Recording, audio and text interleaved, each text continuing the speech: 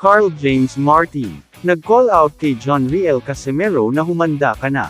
Sa live video sa Facebook, binanggit ni undefeated prospect Carl James Martin, si former 3 Division World Champion John Riel Casimero, kuha sa isang video clip mula sa official page ni Cuadro Alas. Sinabi nga ni Carl James Martin, na isusunod si Casimero at Naoya Monster Inoue. Uunahin daw muna niya si Casimero. Sa laban nga ni Carl James Martin kay Tostado Garcia, ay sinabi mismo ni Carl James Martin na isusunod niya si Casimero. Papayagan kaya ito ng kanyang promoter?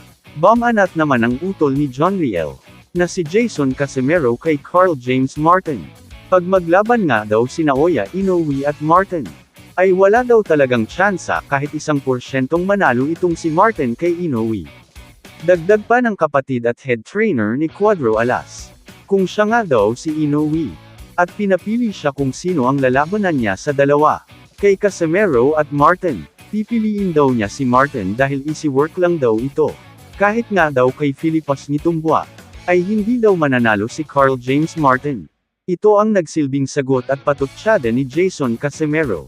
Matapos pasaringan ni Martin si Cuadro Alas, hinggil sa pagpalya nito sa timbang versus Sanchez, sumagot din si Joriel Casimero sa social media, sa hamon ni Martin na humanda ka na. Ikaw na ang isusunod ko Casimero. At sinabi nga ni John Riel Casimero, na sana, kakasa daw si Martin. Kapag pinaligan niya ito, planong iwanan ni Inoue ang super bantamweight. Sino kaya kay Tapale, Martin at Casimero ang mag-world champion, dahil nanalo si Carl James Martin sa kanyang huling laban sa Mexico.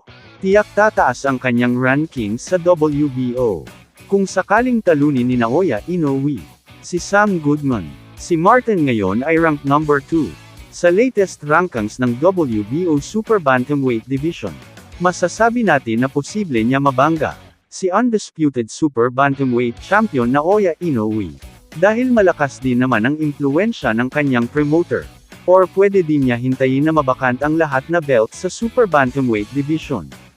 Kung sakaling umakyat si Ino sa Featherweight Division.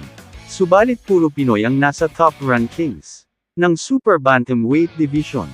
Kaya hindi malabo na may maglaban sa kanila. Kamusta mga idol? Sports Zone PH para sa sports news and update. Kung bago ka pa lamang dito sa channel ko, pindutin mo na ang subscribe button at notification bell para lagi kang update sa mga sports news.